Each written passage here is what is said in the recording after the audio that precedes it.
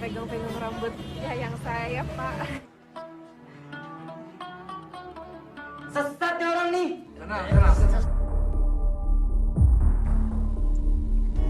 Jumpa lagi geng dengan Lengkuas Halia. Kita akan mereview film cinta geng. 3 hati, 2 dunia, 1 cinta.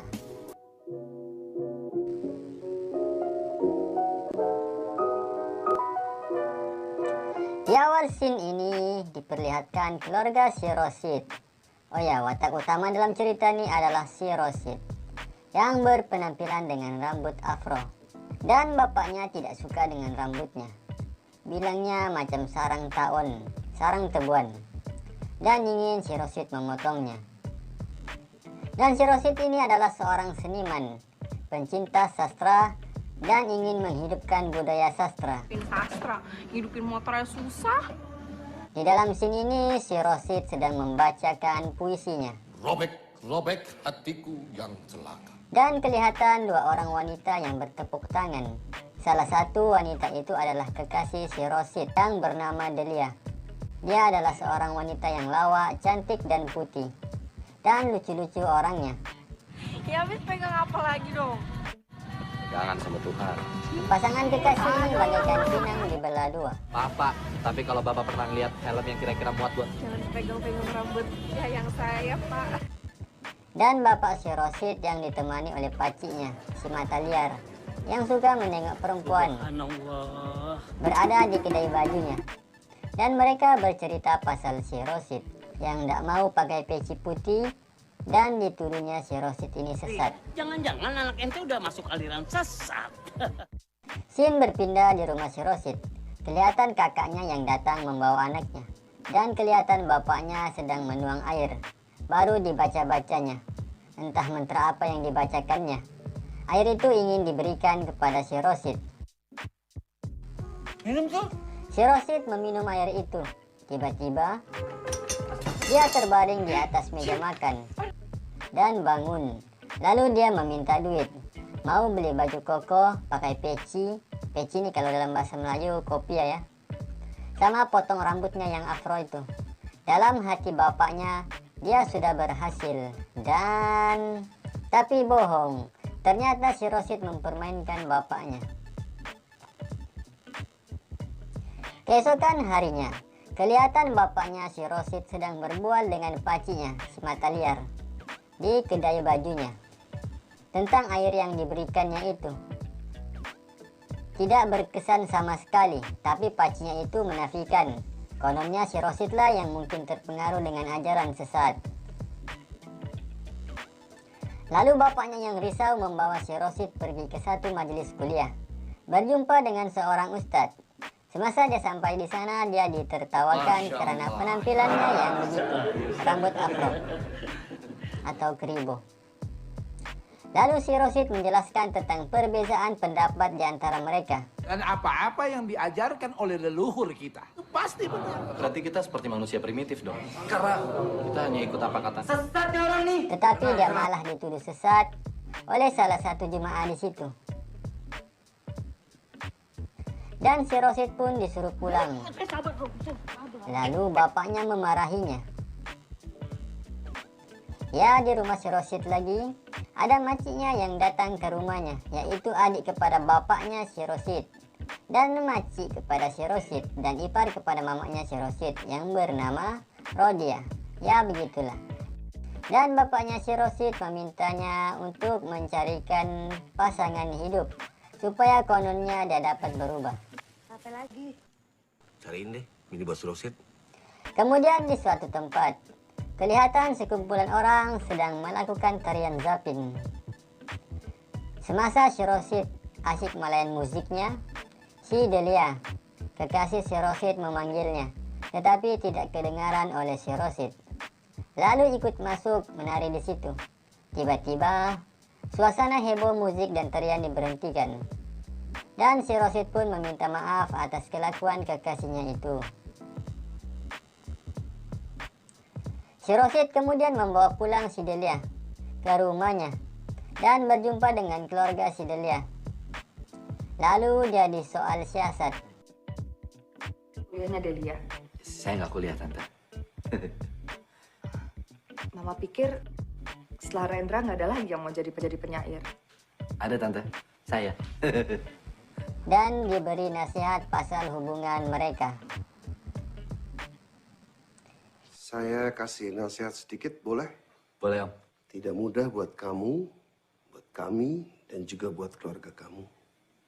Gitu om. Begitulah. Shin berpindah ke sebuah sekolah, di mana kelihatan si Rosid sedang mengajar para murid, yang mana muridnya daripada kalangan gelandangan. Dan kelihatan di sini bahwa si Rosid ini seorang yang sangat prihatin terhadap pendidikan anak-anak jalanan. Itulah mungkin Sidelia jatuh cinta sama si Rosid. Kemudian scene seterusnya, kelihatan hubungan antara si Rosid dan Delia semakin erat.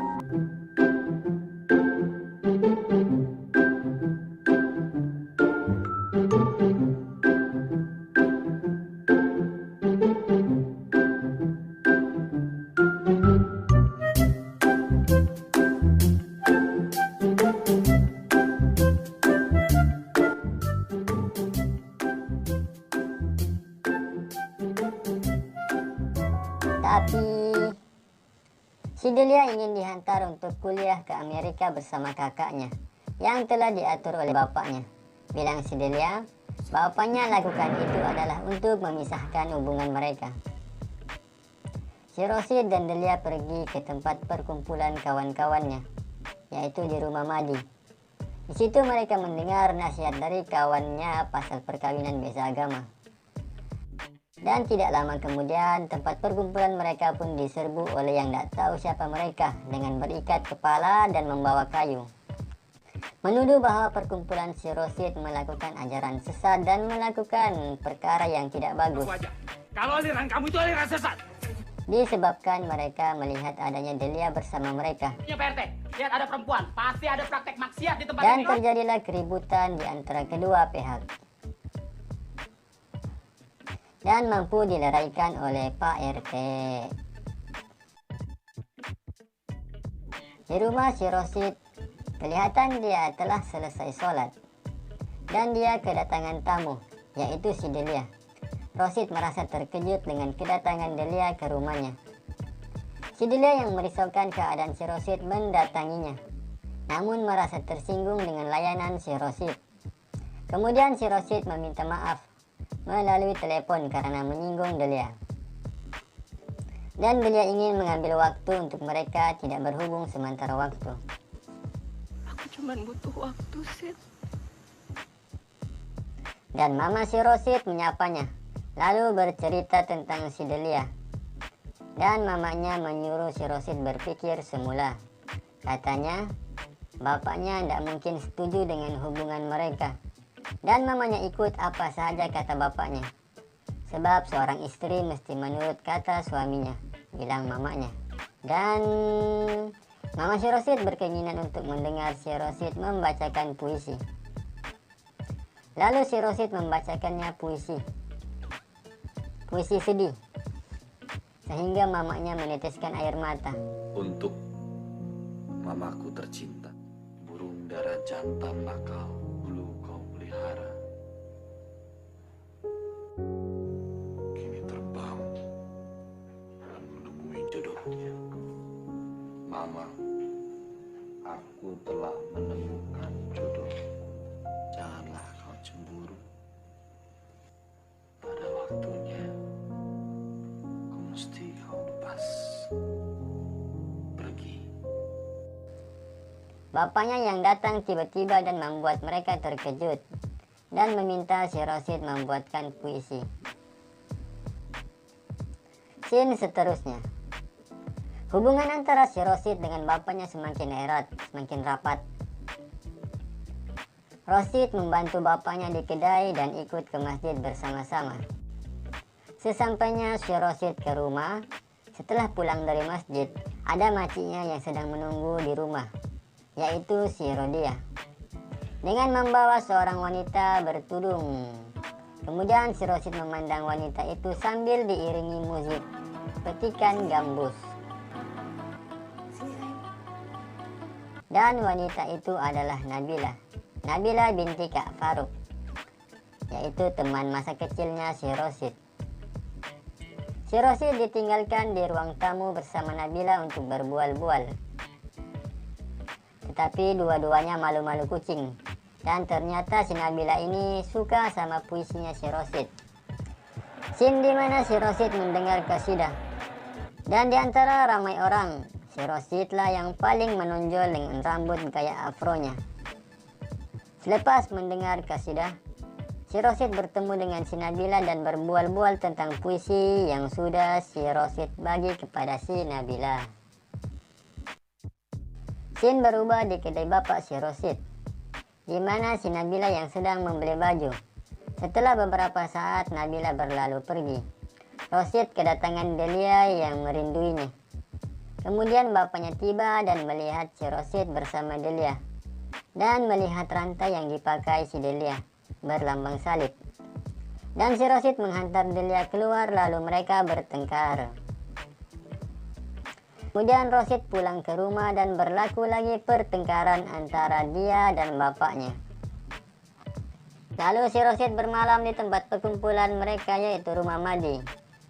Dan di sana ada seorang lelaki, bapaknya Madi, yang berpeci putih, berkopiah putih, bernama Ami. Si Rosid mendapat banyak nasihat daripada Ami. Katanya, di antara nasihatnya, kalau kita tidak paham benar dengan agama, jangan kita memandai-mandai atau buat kesimpulan sendiri tentang agama. Dan disuruhnya si Rosid istiqoroh, karena perkawinan ini bukan benda main-main. Yang seagama saja berat, apalagi yang beza agama.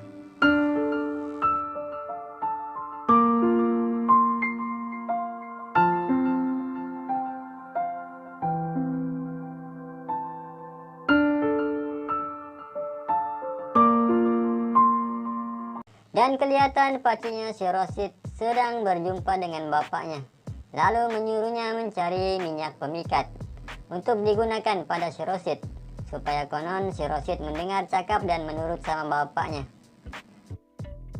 Lalu bersusah payahlah bapaknya mencari minyak itu, dan kemudian dia dapat,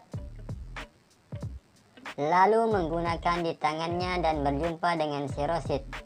Namun tidak berhasil, malah bapaknya diceramahi oleh si Rosid. Scene selanjutnya kelihatan pacinya si Rosid, si mata liar itu, sedang berbagi duit hasil dari duit penipuan bapaknya si Rosid, yang dirancang supaya membeli minyak pemikat itu. Si Rosid pun dibawa balik ke rumah si Nabila oleh makciknya, si Rodia. Dan alangkah terkejutnya si Rosid sesampainya dia di sana, dia dikejutkan berita yang dia mau dijodohkan sama si Nabila. Namun si Rosid menolak untuk dijodohkan sama si Nabila. Langsung bapaknya pun marah besar. Seterusnya si Delia datang ke rumah si Rosid mencarinya, tapi bilang mamanya si Rosid tidak ada di rumah. Di rumah Madi, si Rosid bangun, lalu didatangi tamu, yaitu si Nabila. Dan ketika si Rosid ingin membuatkan air untuk si Nabila, dia didatangi lagi tamu, yaitu si Delia. Si Nabila yang merasa tidak selesa pun meminta izin untuk pulang. Kemudian si Rosid dan Delia kelihatan di tepi kolam, di tepi tasik, dan berbual tentang masa depan yang akan mereka jalani. Dan mereka pun dipisahkan oleh hujan yang turun. Dan si Rosid mendatangi rumah Nabila untuk mendengarkan alasan si Nabila yang mau terima lamaran keluarga si Rosid. Dan si Nabila berkata bahwa dia turuti keinginan bapaknya dan tidak mau mengecewakannya, dan juga tidak mau mengecewakan keluarga si Rosid. Dan dia tidak cinta pun sama si Rosid. Lalu si Rosid menyatakan bahwa dia suka sama si Nabila, tetapi sebagai kawan dan sahabat. Kemudian si Rosid pulang dalam keadaan hujan. Dan setibanya si Rosid di rumah, dia mendapati telepon daripada hospital di mana bapaknya terluka disebabkan banjir. Dan dia diselamatkan oleh si Delia. Pada masa yang sama juga kakaknya si Rosid melahirkan anak. Dan anaknya itu adalah anak perempuan. Rasa berterima kasih karena menyelamatkan mereka. Tetapi dibalas oleh si Delia bahwa Tuhanlah yang menyelamatkan mereka. Tuhan yang nolongin tante dan keluarga. Seterusnya, Mama si Rosid merelakan anaknya membuat pilihannya sendiri. Dan begitu juga dengan bapak si Delia, asalkan mereka bahagia. Di atas pentas, Rosid membacakan puisinya di hadapan ramai orang dan kelihatan keluarga si Rosid, keluarga si Delia, dan juga keluarga si Nabila bertepuk tangan. Dan mereka bersalaman sesama mereka, tanda kedamaian. Di ujung scene ini, kelihatan si Rosid berdoa di atas pentas bersama Delia, membicarakan tentang keputusan yang akan mereka pilih. Kata si Rosid, yang mereka harus berani mengambil keputusan walaupun belum ada jawaban pasti. Dan si Delia juga berkata, yang mereka mungkin bisa bersama-sama, namun pasti banyak yang akan terluka. Dan buat apa kita bahagia kalau banyak yang menangis? Berkata lagi si Delia, adakah nanti kita bisa berjumpa di surga, katanya. Dan bilang si Rosid, kita lihat saja nanti. Kemudian mereka berdua menari zapin bersama-sama di atas pentas. Dan cerita tamat.